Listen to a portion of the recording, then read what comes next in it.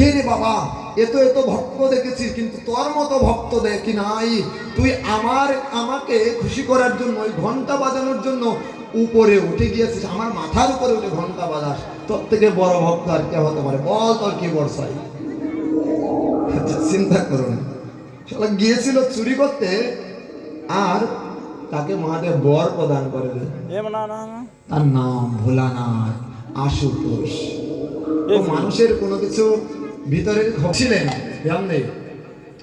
এক অসুর ছিলেন, মহাদেবের আরাধনা করছেন কৈলাসে বসে। মহাদেব কৈলাসে বসে দেখছেন যে এত বড় ভক্ত এতদিন ধরে আমার আরাধনা করছে, সে অসুর। মহাদেব দেখা দিয়েছেন, বাবা তোর কি বর চাই? বলছে আমি অমরত্ব লাভ করতে চাই। অসুরের মন কি সরল হয় না দুষ্ট হয়? নিজে বিচার করুন, খুব ধ্যান দিয়ে শুনুন। অসুরের মন তো দুষ্ট হয়। তাই মহাদেব বলছেন বল তোর কি বর চাই? বলছে আমি অমরত্ব লাভ করতে চাই। এই জগৎ সংসারে আমি অমর নই, কেউ অমর নয়, ব্রহ্মাকে অমরতে হবে। বাবা তুই অন্য কিছু চাই? বলছে আমার আর কিছু চাই না, তুমি যাও। আবার আরাধনা করতে শুরু করছে, এমন ভাবে অগ্নিকুণ্ড তৈরি করে ওই জায়গায় বসে আরাধনা করছে। ওম নমঃ শিবায়, ওম নমঃ শিবায় বসে আরাধনা করছে। মহাদেব হঠাৎ করে প্রকটিত হয়েছেন, আবার তুই আমায় আরাধনা করে নিয়ে আসতে রে বাবা। আচ্ছা বল তোর কি চাই? অমরত্ব দিতে পারবো না। বলছে ঠিক আছে। অসুরের বুদ্ধি দেখুন, সে বলছে আমার অমরত্ব লাগবে না, আমি যার মাথায় হাত দেব সে যেন ভস্য হয়ে যায়, আমায় এই বর প্রদান করুন। মহাদেব বললেন ঠিক আছে, যা, তুই যার মাথায় হাত দিবি সেই ভস্য হয়ে যাবে, যা। এবার বর্ষাসুর ভাবছে মনে মনে, একটু পরীক্ষা করে নিন। মহাদেবকে বলেন মহাদেব আপনি তো বর দিয়েছেন, কিন্তু আমার আশেপাশে তো কেউ নাই, আপনি কৃপা করে আসুন, আপনার মাথায় হাত দিয়ে দেখি এই বর সত্য না মিথ্যা। মহাদেব তো পড়লেন বিপদে। মহাদেব দৌড়াতে আরম্ভ করলেন। ওই বর্ষাসুর দৌড়াচ্ছে। মহাদেব জঙ্গলের ভিতর দিয়ে যাচ্ছেন, যেতে যেতে ব্রহ্মলোকে পৌঁছে গেছেন। ব্রহ্মার কাছে, ব্রহ্মাকে বলছেন বাঁচাও বাঁচাও ভগবান, বাঁচাও মা, এই সৃষ্টিকর্তা কি হয়েছে? বলছে এক অসুরকে আমি বর দিয়েছিলাম, যার মাথায় হাত দিবে সে ভস্য হয়ে যাবে, কিন্তু সে আমার মাথায় হাত দিয়ে বর পরীক্ষা করতে চায়। ব্রহ্মাও দিলেন তাকে গালি, যে তোমায় কতদিন বলেছি রে বাবা ভোলানাথ, তুমি যে কাউকে বর দিও না, পরীক্ষা করে দাও, তুমিও দিয়ে দাও। যে আমি আর কি করবো?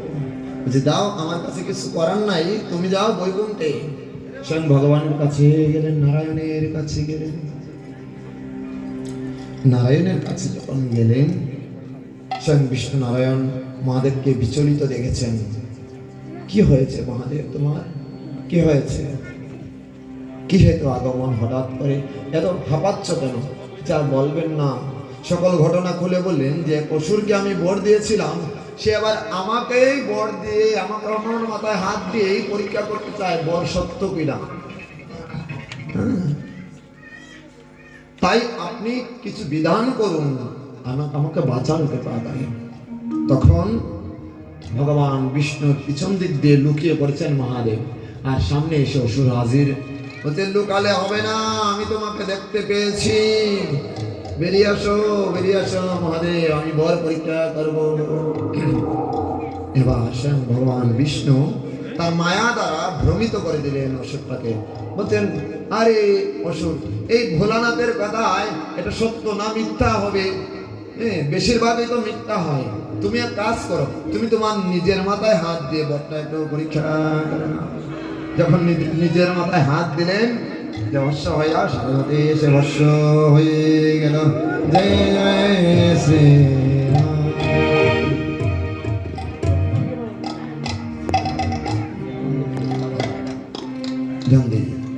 এইরকম যদি জগৎ সংসারে তার মতো ভোলানাথ আশুতোষ অল্পে সন্তুষ্ট আর কেউ হতে পারে?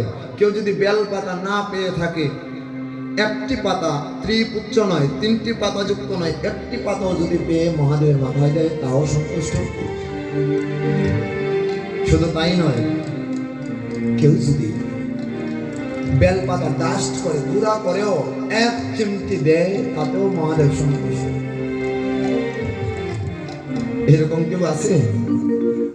তাকে আপনি নীলকণ্ঠ দেন, অপরাজিতা দেন, কাঠমালতি দেন, ধুতুরা ফুল দেন, অথবা আকন্দ ফুল দিয়ে তাকে বশ করা যায়। তাই সবাই মিলে মহাদেবের কৃপা নেবেন, যিনি সদা সর্বদা কি করেন? নাম করেন। মহাদেব সদা সর্বদা নাম করেন। এই তীর্থে গেলেও, তীর্থে যান আপনি, বনে যান, যে কোনো জায়গায় যান না কেন, কিন্তু এই নাম যদি আপনি গ্রহণ না করেন, এই যে হরিনাম সংকীর্তন হচ্ছে, যে নাম মহাদেব গ্রহণ করে, বৈষ্ণবগণ গ্রহণ করে সদা সর্বদা, সেই হচ্ছে পরম বৈষ্ণব। প্রেম সে বলো, জোর সে বলো।